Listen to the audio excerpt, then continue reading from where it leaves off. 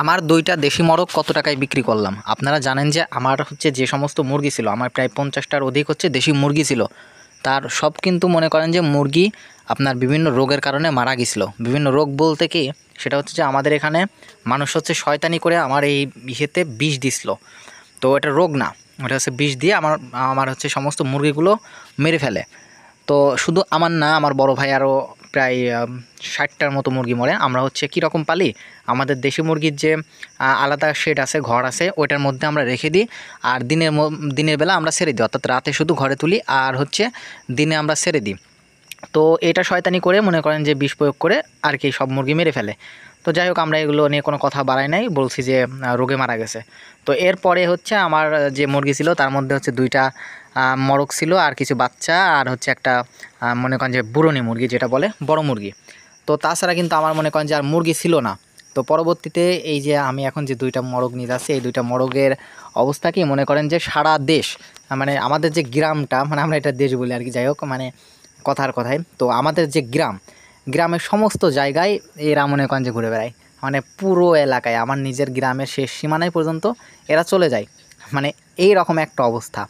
তো যার জন্য আর কি এটা আমাদের এখন বিক্রি করে দেওয়া লাগতেছে। ২টাই একই অবস্থা, একটা হচ্ছে গলা ছিলানো বলে বা গলা খালা বলে, আর একটা হচ্ছে স্বাভাবিক।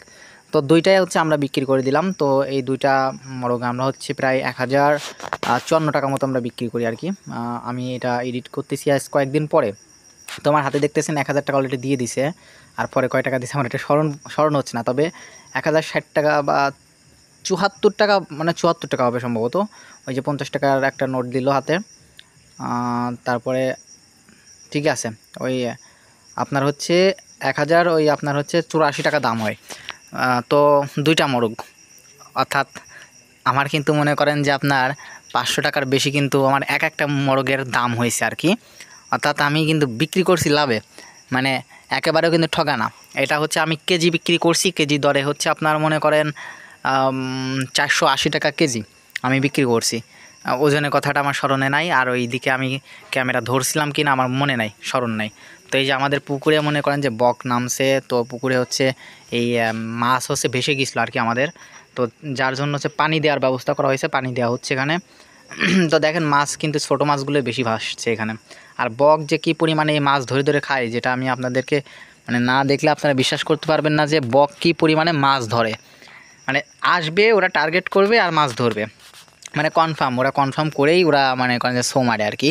তখনই হচ্ছে এইগুলো ধরে, মাছগুলো ধরে আর কি। তো আমি চেষ্টা করলাম এখান থেকে যে বকগুলো আছে এগুলো উড়াই দেওয়ার। তো কুকুর দেখছেন মাঝখানে সব বসে আছে, এটা কিন্তু সকালবেলা, মানে আপনারা একটু দেখতে পাচ্ছেন হয়তো কুয়াশাচ্ছন্ন আছে। মানে যাই হোক, এই গরমকালেও কিন্তু মানে কুয়াশা পড়তেছে আর কি।